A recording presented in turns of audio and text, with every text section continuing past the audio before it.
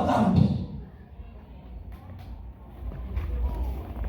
Mnaweza mkaona Mkristo hamtamani hata kuwa naye kanisani, mambo anayoyafanya kwenye jamii hautamani hata kutengeneza naye urafiki, wakati ni Mkristo mwenzako, juu ya mambo ambayo anayatenda,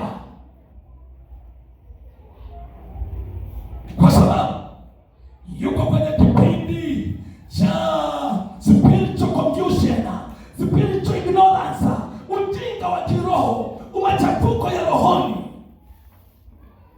Lakini nuru ikuja kwake, nuru ikimulika kwake, kila Mkristo atatamani awe rafiki yake, kila mwanajamii atatamani awe rafiki yake.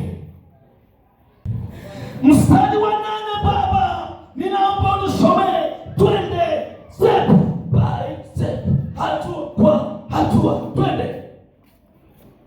Kwa maana zamani ninyi mlikuwa giza. Kwa maana zamani sisi tulikuwa gizani. Kwa maana zamani bustani ilikuwa gizani. Kwa maana zamani Soro wa Bugando ulikuwa gizani. Kwa maana zamani kijana wangu ulikuwa gizani, katibu wangu ulikuwa gizani, in darkness. Ndio. Bali sasa mmekuwa nuru katika Bwana. Sasa tumekuwa nuru katika Bwana.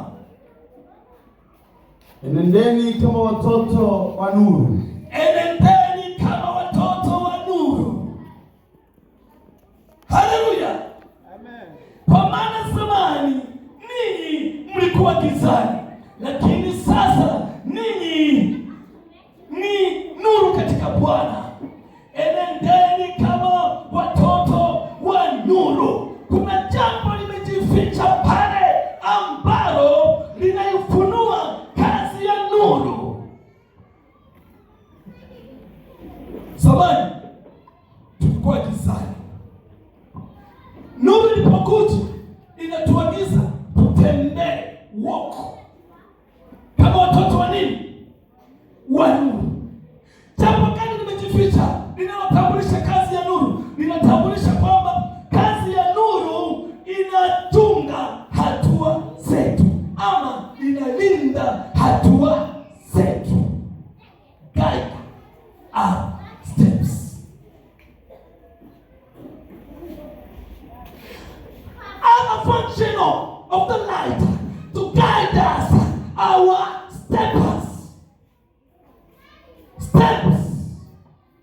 Inalinda nuru tulionayo, nuru uliyoipokea haiji tu kukaa kwenye maisha yako ikabaki hivi hivi. Maana yake inafanya jambo la ulinzi, guidance, inakulinda ili usitembee kwenye matendo ya gizani ambayo yanamchukiza Bwana, ambayo yana